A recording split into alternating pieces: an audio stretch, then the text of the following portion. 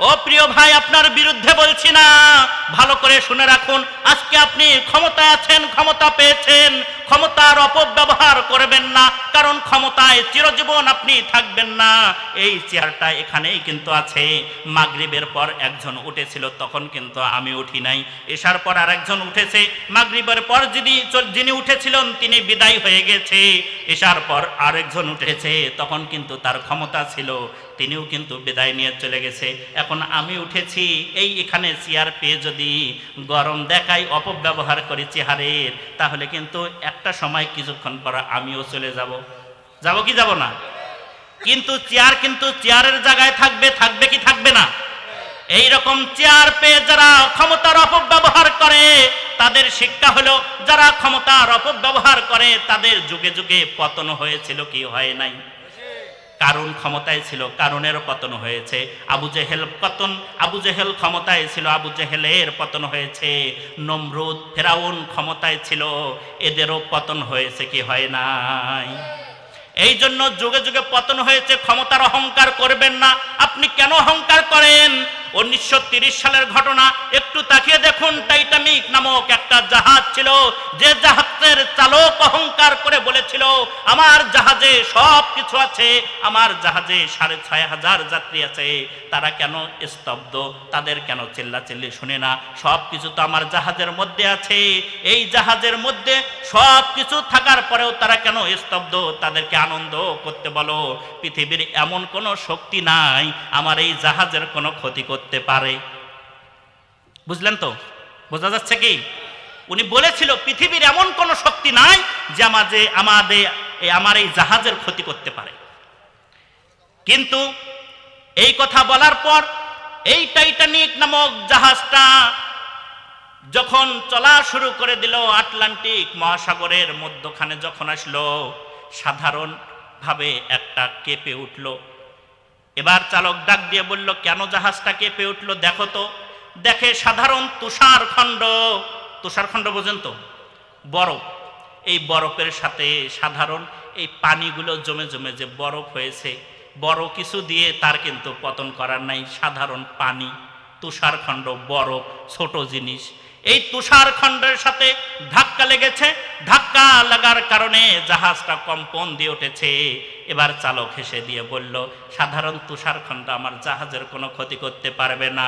কিন্তু আটলান্টিক মহাসাগরের মধ্যখানে যখন চলে যায়, তখন দেখলো ওই তুষারখণ্ডের সাথে ধাক্কা লাগার কারণে এই টাইটানিক নামক জাহাজের তলাটা দ্বিখণ্ডিত হয়ে গিয়েছে। আর দ্বিখণ্ডিত হয়ে গিয়ে আটলান্টিক মহাসাগরের মধ্যখানে 1000 ফিট নয়, 2000 নয়, 33,000 ফিট নিচে ওই আটলান্টিক মহাসাগরের মধ্যখানে টাইটানিক জাহাজটা 6500 উপরে যাত্রী নিয়ে তলিয়ে যায়। ঠিক কিনা? চিন্তা করলেন অহংকার কি জিনিস? হ্যাঁ, আমি কিন্তু অহংকার বুঝাচ্ছি, তাই না?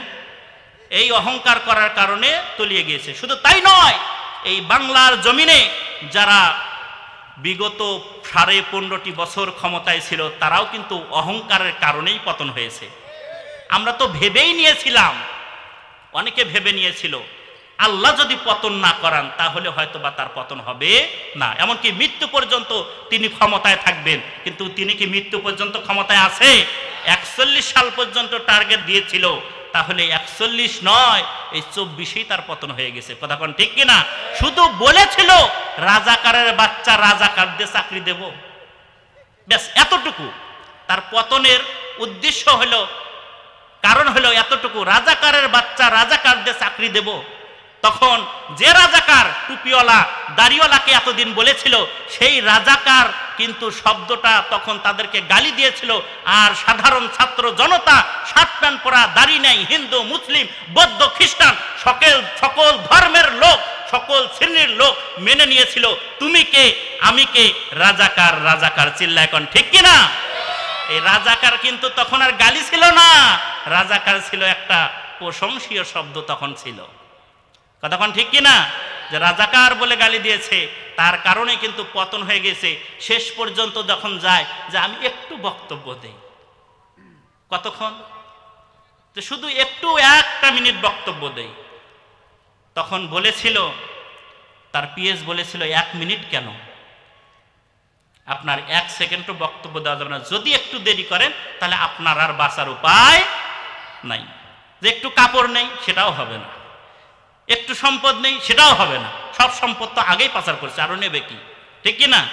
আমি এগুলো বলতে আসি নাই, আমি বুঝাচ্ছি যে অহংকার করলে পতন হয়। প্রিয় ভাই, এখান থেকে শিক্ষা গ্রহণ করুন। যেভাবে পতন হয়েছে আশ্চর্যজনকভাবে, পৃথিবীর কোন দল, কোন শক্তি, বিএনপি বলে, জামাত বলেন, অন্যান্য শক্তিরা বলেন, যা রাজনীতি করে, এই রাজনীতির লোকদেরকে লাগে নাই, তাদের অহংকারে এই পতন করেছে সাধারণ ছোট্ট ছোট্ট ছাত্র জনতারা। চিল্লা এখন ঠিক কিনা? এই জন্য আল্লাহ রাব্বুল আলামিন বেশি ক্ষমতাবানকে দিয়ে তাদের পতন করার নাই, সাধারণ জিনিস দিয়ে তাদের পতন ঘটিয়েছেন। চিল্লা এখন ঠিক কিনা?